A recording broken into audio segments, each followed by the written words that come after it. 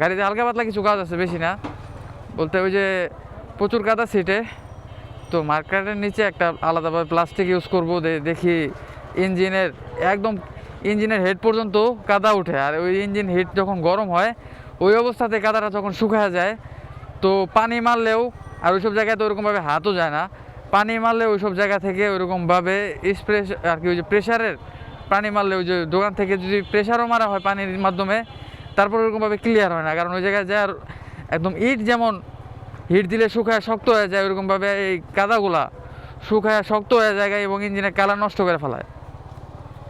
তো ওইসব জায়গায় তো ওরকমভাবে হাতও পৌঁছায় না, যে যত্ন করার মতো না ওইরকমভাবে। তো ওই জন্য ভাবতেছি যে ওইখানে একটা প্লাস্টিক, নিচে একটা প্লাস্টিক লাগাইলে যতটুকু এখন যা উঠে তার থেকে অনেক অংশ কমানো যাবে। তো যাই দেখি লাগানো যায়, লাগাই কীভাবে, আমি এরকমভাবে জানি না, লাগানো দেখিও নাই।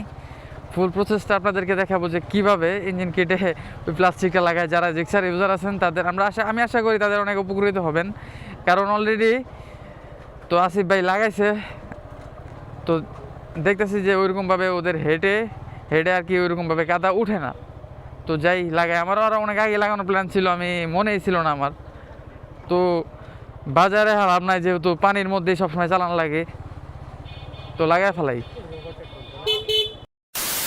তো ফাইনালি আমরা চলে আসলাম মোটো গিয়ার সার্ভিস পয়েন্টে। তো এসেই যে আমরা মার্কেটের নিচে যে প্লাস্টিকটা লাগাবো এটা নিয়ে নিলাম। এটার সাথে আপনারা একটা স্ক্রু পেয়ে যাবেন। অনেকে আছে ফোটা করে নাটের সাহায্যে লাগায়, ওইটা একদম ভালো হয়, কিন্তু আমি চাচ্ছিলাম না যে আমার মার্কেটটা ফোটা করা হোক, ফোটা করতে চাচ্ছিলাম না। এই জন্য পারভেজ ভাই একটা ট্রিক দেয় যে বালুর সাহায্যে এবং সুপারগ্লুর সাহায্যে, 3টা সুপারগ্লু লাগছে, 3টা সুপারগ্লুর সাহায্যে ভালোভাবে এটা অ্যাটাচ করে দিবে। তো চলেন দেখি কীভাবে করে।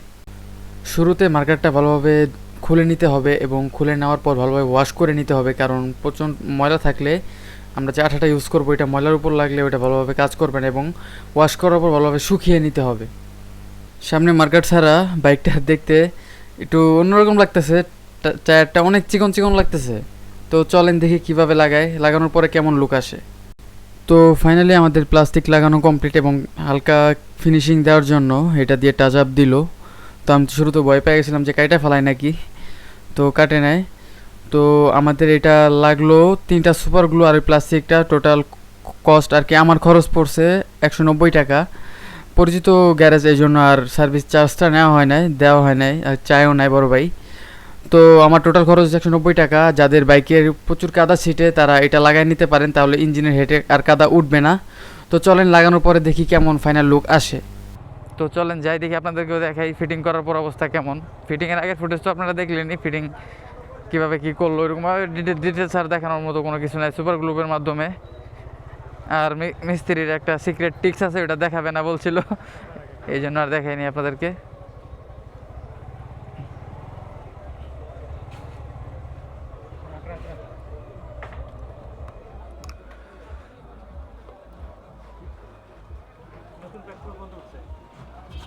প্লাস্টিক লাগানোর পরে যেরকম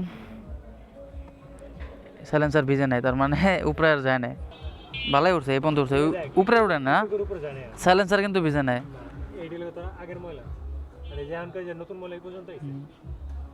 যাক, ভালো কাজ করছে। সেটা একটু দেখাই, প্লাস্টিক লাগানোর পরে যেরকম সাইলেন্সার ভিজে নেয়, তার মানে উপরে আর যায় না।